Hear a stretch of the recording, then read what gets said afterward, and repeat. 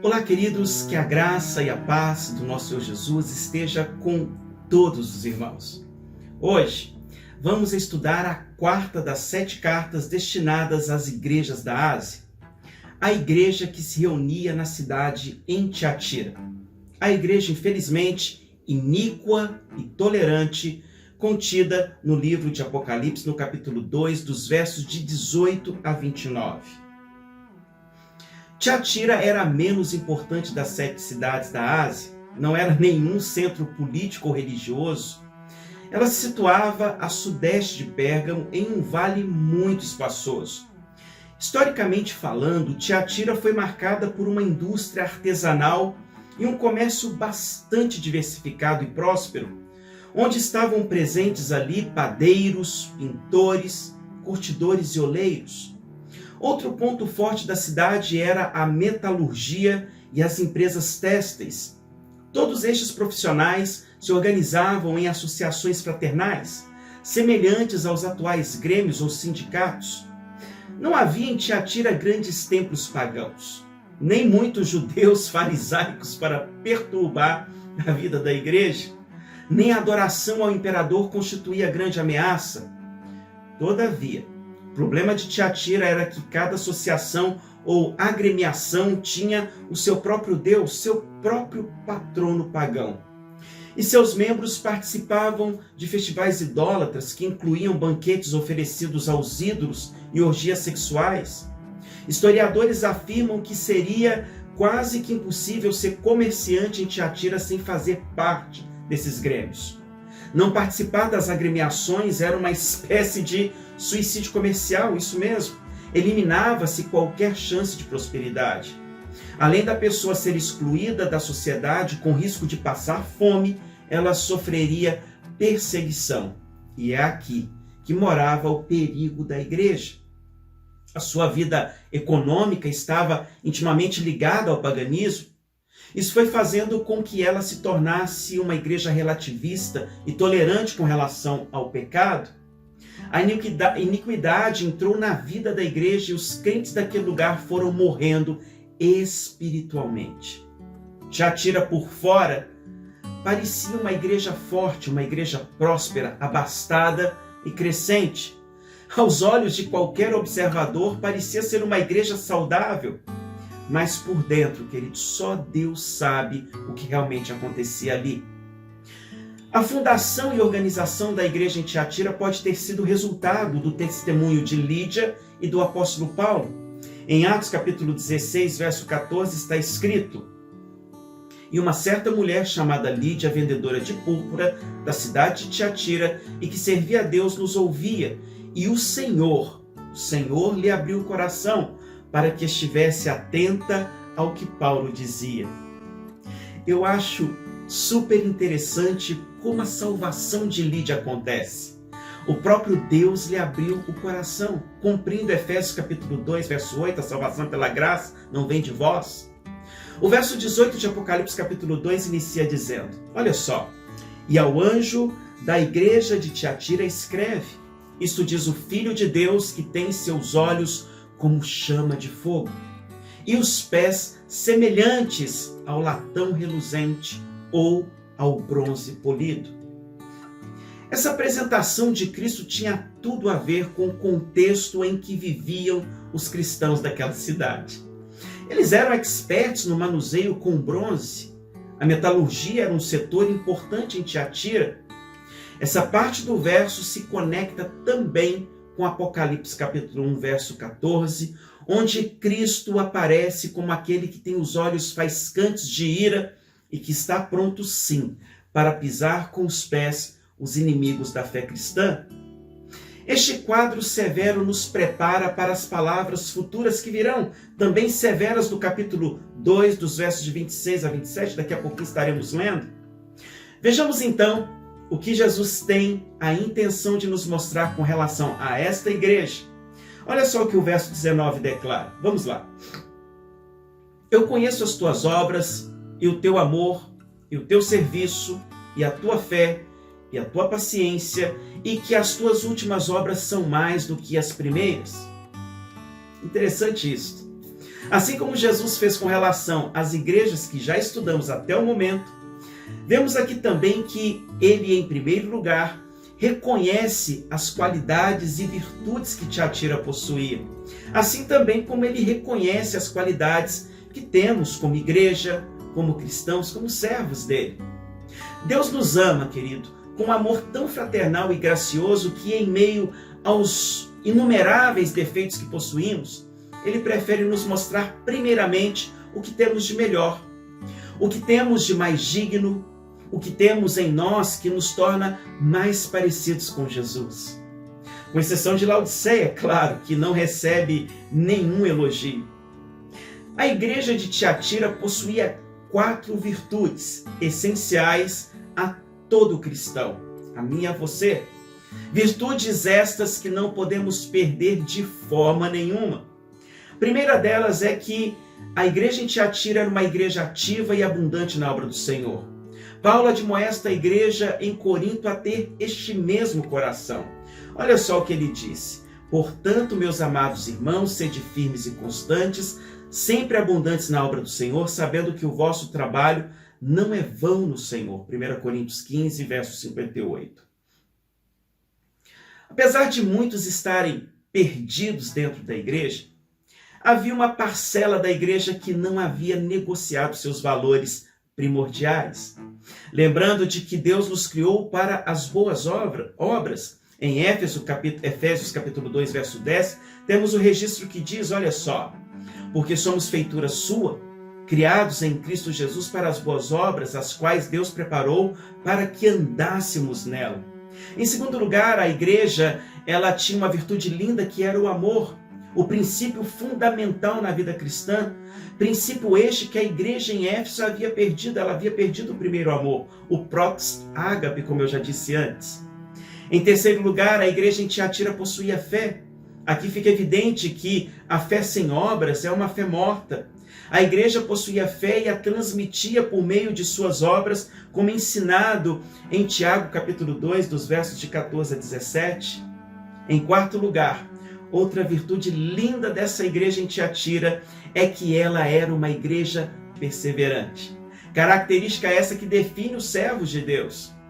Nós sabemos, queridos, que a tribulação, ela sempre nos ajuda a sermos mais perseverantes e pacientes. Eu já ensinei isso várias vezes. Em Romanos capítulo 5, dos versos de 3 a 4, o apóstolo Paulo declara: e não somente isto, mas também nós gloriamos nas tribulações, sabendo que a tribulação produz a paciência, e a paciência a experiência, e a experiência a esperança. Eu acho lindo o verso 19, e eu poderia desenvolver uma pregação só sobre ele. Ele nos mostra que Tiatira, apesar de seus problemas, seus pecados, a sua inexpressividade, ela era uma igreja importante para Deus. A igreja de Tiatira pertencia a ele, e esta é a beleza de sermos igreja. Seu povo carecia sim de tratamento, de cuidado e da manifestação da graça. Ao mesmo tempo que Deus honra os saudáveis, ele não esquece dos espiritualmente enfermos e os admoesta e cura. Tiatira revela o quanto necessitamos da comunhão local. No verso 20 temos os primeiros problemas revelados por Jesus que afetavam dramaticamente a vida daquela igreja. Vejamos. No entanto, contra você tenho isto. Você tolera Jezabel, aquela mulher que se diz profetiza. Com seus ensinos ela induz os meus servos à imoralidade sexual e a comerem alimentos sacrificados aos ídolos. Vemos aqui que enquanto Éfeso não podia suportar os homens maus e os falsos ensinos, tratando-os sem qualquer amor, Tiatira, por sua vez, tolerava uma falsa profetisa chamada Jezabel. Sabemos que Jezabel, esposa do 7º rei de Israel, Acabe, teve uma influência terrível no Reino do Norte, conduzindo o povo à idolatria. A Jezabel, dita aqui, referida aqui, de maneira semelhante, seduziu os cristãos às práticas de idolatria e prostituição. Ela fez isto usando de sofismas e sutileza. Ela apoiava o ensino, ou pelo menos uma vertente dele, com o que chamamos de a filosofia do dualismo grego, que enxergava a matéria como algo ruim e o espírito como algo puro e bom. Ela ensinava que o crente podia explorar as coisas profundas de Satanás em seu corpo, sem que com isso prejudicasse o seu espírito. O argumento dela era que o pecado os ajudava a conhecer seu inimigo melhor e o mundo espiritual, o que era um verdadeiro engano, um sofisma. A palavra de Deus ela é muito clara, ela declara o seguinte: não vos prendais a um jugo desigual com os infiéis, porque que sociedade tem a justiça com a injustiça? E que comunhão tem a luz com as trevas? E que concórdia há entre Cristo e Belial? Ou que parte tem o fiel com o infiel? 2 Coríntios, capítulo 6, os versos de 14 a 15. No âmbito social e de sobrevivência, Jezabel ensinava também que os crentes não podiam cometer suicídio intelectual e nem comercial. Eles deviam participar dos banquetes, dos grêmios e defenderem seus interesses materiais a todo custo. Em suma, a proposta de Jezabel era oferecer uma nova versão do cristianismo. Um cristianismo liberal, um cristianismo sem regras, sem proibições e sem lei. Ela queria modificar o cristianismo para se adaptar à moralidade daquele mundo. Ela ensinava uma prática ecumênica com o paganismo e o pecado. Entretanto, a questão é que a tolerância com o pecado acabou por minar o relacionamento da igreja em Tiatira com Deus. Irmãos, tolerar o pecado, além de conduzir o homem ao engano, quebra sua comunhão com o Senhor. Isso é muito sério. Como cristãos, devemos ter em mente que a sabedoria de Deus é mais importante do que a paz com os homens. Tiago capítulo 3, verso 17, declara o seguinte, olha só. Mas a sabedoria que do alto vem é primeiramente pura, depois pacífica, moderada, tratável, cheia de misericórdia e de bons frutos, sem parcialidade e sem hipocrisia. Mediante todos os ataques do inimigo, o pecado de Tiatira se transformou em iniquidade. E o nosso terceiro princípio nos mostra que a iniquidade conduz a igreja para a mediocridade religiosa. O verso 21 diz o seguinte, olha o que Jesus fala: e dei-lhe tempo, dei-lhe cronos para que se arrependesse de sua prostituição e não se arrependeu.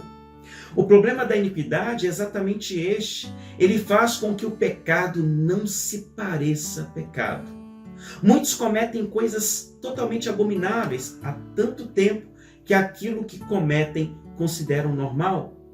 Deus pacientemente concedeu tempo para que Jezabel e seus seguidores se arrependessem, mas infelizmente eles não se arrependeram. E pelo fato de não se arrependerem, o temor se corrompeu, a santidade e o sagrado foram profanados e a fé se tornou leviana, se tornou hipócrita, infelizmente legalista. Nos versos de 22 a 23, Jesus nos deixa claro que a iniquidade traz consigo consequências terríveis. Vejamos o que diz, olha só. Eis que, porém, numa cama e sobre os que adulteram com ela, virá grande tribulação se não se arrependerem das suas obras. Verso 23. E ferirei de morte a seus filhos, e todas as igrejas saberão que eu sou aquele que sonda os rins e os corações, e darei a cada um de vós segundo as vossas obras. A tolerância com o pecado estava gerando em Tiatira consequências muito terríveis. Vejamos aqui. A primeira delas era: eis que a porei numa cama. Este termo traz a ideia contida em Êxodo capítulo 21, verso 18, que implica em doença. Deus promete punir Jezabel com alguma doença física. Em segundo lugar, Jesus diz: virá grande tribulação. Tribulação aqui engloba uma série de fatores corretivos. A ira e o juízo de Deus estava posto sobre aqueles que, por meio deles, havia escândalo. Paulo, quando ele escrevia aos Gálatas, ele disse o seguinte: olha só, como é sério isto. Não erreis, Deus não se deixa escarnecer, porque tudo que o homem semear, isso também se fará. Gálatas capítulo 6, versos de 7 a 8, vemos aqui a lei da semeadura. Outro juízo de Deus sobre o povo era que ele feriria de morte a seus filhos. A punição para estes que seguem os ensinamentos ou o exemplo de Jezabel, aqueles que eram seus filhos espirituais, é mais severa que para os outros. Em quarto lugar, Jesus diz: todas as igrejas saberão. Da mesma forma que esta Jezabel se tornou uma figura proeminente na Ásia, o seu julgamento deixaria claro a ação de Deus, que é aquele que sonda os sims e os corações. O desejo de Deus, irmão, é que Tiatira retorne para o centro de sua vontade, que ela se arrependa. Foram apresentados a ela dois caminhos. Isto fica claro nos últimos versos, onde Deus pedagogicamente propõe. Olha só o que diz: mas eu vos digo a vós e aos restantes que estão em Tiatira, a todos quantos não têm esta doutrina e não conheceram, como dizem, as profundezas de Satanás, que outra carga vos não porei. Apocalipse capítulo 2, versículo 24. A carta se finaliza com Jesus encorajando aqueles irmãos a serem fiéis.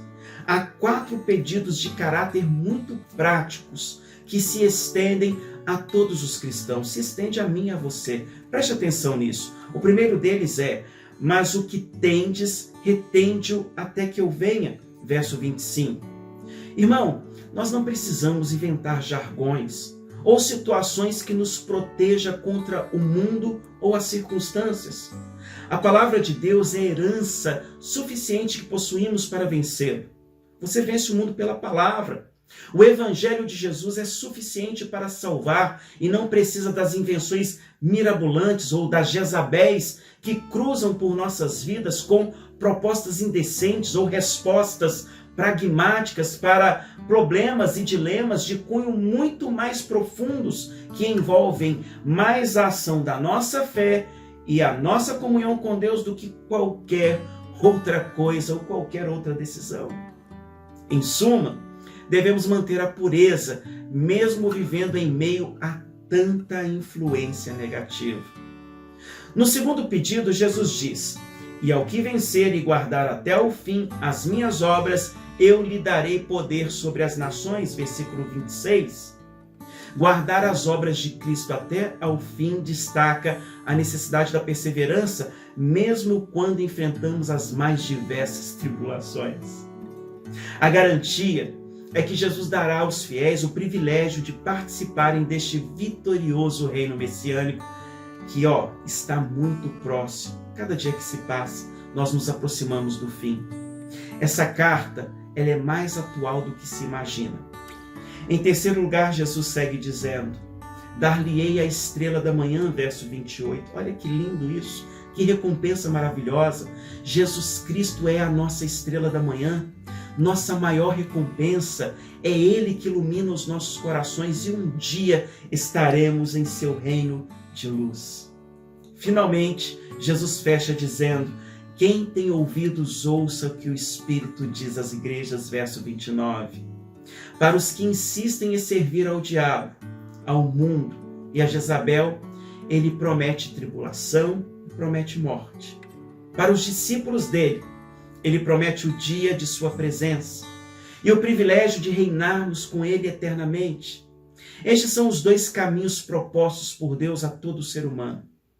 Aqui, queridos, nós fechamos a mais um estudo maravilhoso da palavra do Senhor, mais um ensino profundo aí de Deus para nós.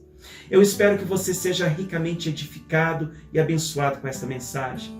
Que sejamos enriquecidos por estas promessas e fortificados para vencermos as tribulações que em breve aumentarão. A próxima igreja que estudaremos será a igreja em Sardes. Assim sendo, eu te vejo muito em breve. Que Deus te abençoe ricamente. Um grande abraço. Até o próximo.